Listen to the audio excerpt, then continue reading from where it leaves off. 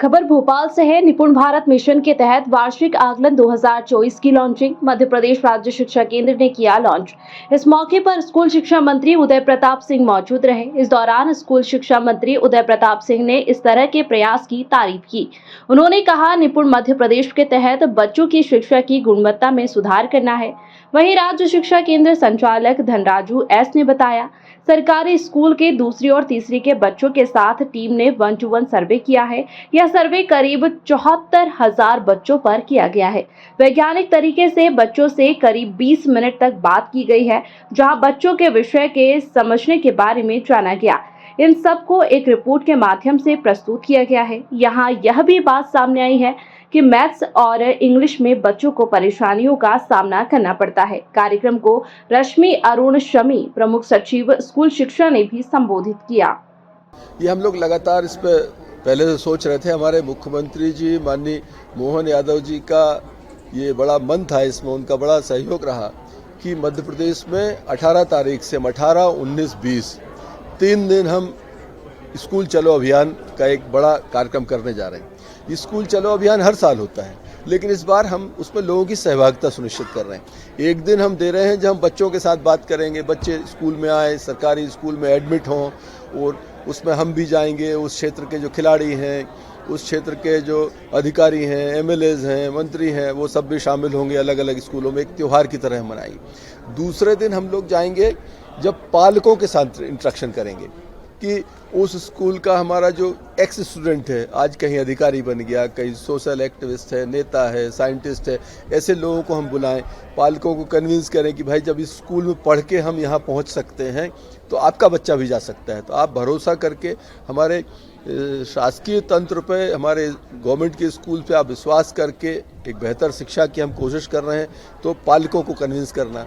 और तीसरे दिन एक उत्सव की तरह बच्चों के साथ इंटरेक्शन करेंगे, बच्चों के साथ ही हम भोजन करेंगे, बच्चों के साथ मतलब जो उस क्षेत्र के प्रमुख लोग हैं, विधायक हैं, अधिकारी हैं, इस तरह से शामिल होंगे। साथ ही हमने एक अपेक्षा की है, मैं स्वयं भी एक स्कूल तय करूंगा जिसमें बार बार जाया करूंगा, पीएस मैम भी तय करेंगी। हमने अपेक्षा की है कि जिले के कलेक्टर भी जब तक वो उस जिले में रहेंगे किस स्कूल में जाएंगे, महीने में अगर एक बार भी गए तो वहाँ बच्चों को लगेगा कि हमारे पास डीएम आएंगे, तहसीलदार आएंगे, एसडीएम आएंगे, डीओ एक स्कूल लेगा। तो ऐसे करके हजारों की संख्या में हम स्कूल्स में सीधा हम उसके साथ जुड़ जाएंगे। और जब एक अनुभवी व्यक्ति जुड़ता है या सिस्टम से हटके कोई नए व्यक्ति की वहाँ पर एंट्री होती है, उसके लिए बच्चों के मन में एक चार्म रहता है कि हमारे बीच वो आते हैं। शिक्षकों को भी लगेगा कि हमको कोई मॉनिटर कर रहा है, हमको कोई सहयोग कर रहा है। तो एक हमने कल्पना की है, अगर ये साकार होगी तो मुझे लगता है इसके बेहतर परिणाम आएंगे। जो टीचर्स का ट्रेनिंग प्रोग्राम जो चल रहा है, ऐसे हमारी जो निपुण की टीम है, इस तरह से अनेक 30-32 तरह के हमारे जो बाहर से लोग हमारी मदद कर रहे हैं, वो टीम हमारी काम कर रही है। और टीचर्स को ट्रेनिंग प्रोग्राम के माध्यम से, उनको मोटिवेशन के माध्यम से उनको हम तैयार कर रहे हैं कि और बेहतर से बेहतर कैसे कर सकते हैं। क्योंकि कई बार हम लोग देखते हैं कि उसका जो कोई टीचर है, उनने का एमए इंग्लिश से है, बीएड है, सब है, बट बहुत फ्लुएंसी उसकी नहीं होती। कई बार परिस्थितियां नहीं मिलती उसको, कई बार किताबी ज्ञान से डिग्री मिल सकती है, लेकिन प्रैक्टिकल नॉलेज ना होने के कारण वो कहीं ना कहीं कमज़ोर रहता है पढ़ाई में। तो उन सब चीज़ों पे काम कर रहा है। और ये बड़ा सतत चलने वाला सिलसिला है। 24 घंटे में 6 महीने में परिणाम नहीं आ सकते।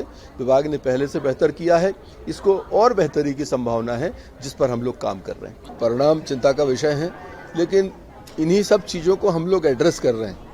ये जो निपुण की टीम हो या दूसरे हमारे जो एक्सपर्ट्स हैं, जिनको हमने विभाग में शामिल करके उनकी मदद ले रहे हैं, लगातार टीचर्स ट्रेनिंग प्रोग्राम चला रहे हैं। एक बेहतर शिक्षा की पद्धति क्या हो, इस पर हम लोग फोकस करके काम कर रहे हैं। और सबसे महत्वपूर्ण, शिक्षक की उपस्थिति जो चुनौती है, वो बेहतर कैसे हो, इस पर हम लोग डिजिटली भी काम कर रहे हैं। क्योंकि शिक्षक अगर स्कूल में समय पर पहुंचेगा और समय तक रहेगा तो आधा काम हमारा उसमें हो जाता है, तो बाकी जो शेष काम बचता है उसमें हम एक्सपर्ट्स की मदद से बच्चों को बेहतर दे पाएंगे। भोपाल में अखबारों को खबर जब मिलेगी, जब उसके परिणाम आएंगे, लगातार हम लोग फोकस करके मध्य प्रदेश के हर जिले में और हर ऐसे स्कूल में जिसने फीस को बहुत हमारा जो एक बैरियर है उसको तोड़ने की कोशिश की है। 10% फीस बढ़ा सकते हैं, लेकिन इसका मतलब ये नहीं कि हर साल 10% बढ़ावा। और जिले की हमारी जो समिति है उसको खबर करके उससे परामर्श करके बढ़ा सकते हो आप। और दूसरा कि वो स्कूल की प्रवृत्ति दिखती है कि कोई स्कूल ऐसा है जिसकी पूरे साल की फीस ही 10,000 है, अगर उसने 10,500 कर दी तो लगेगा कि ये इसने उस बैरियर को तोड़ा है।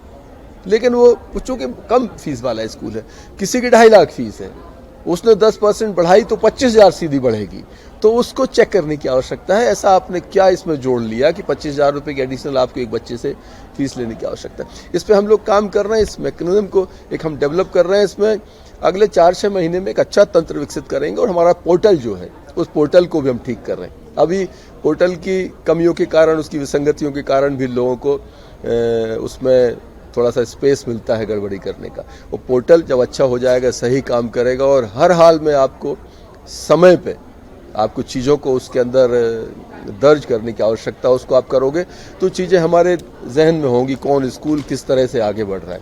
तो उस पर काम कर रही सरकार, हमारा डिपार्टमेंट भी पूरी संजीदा।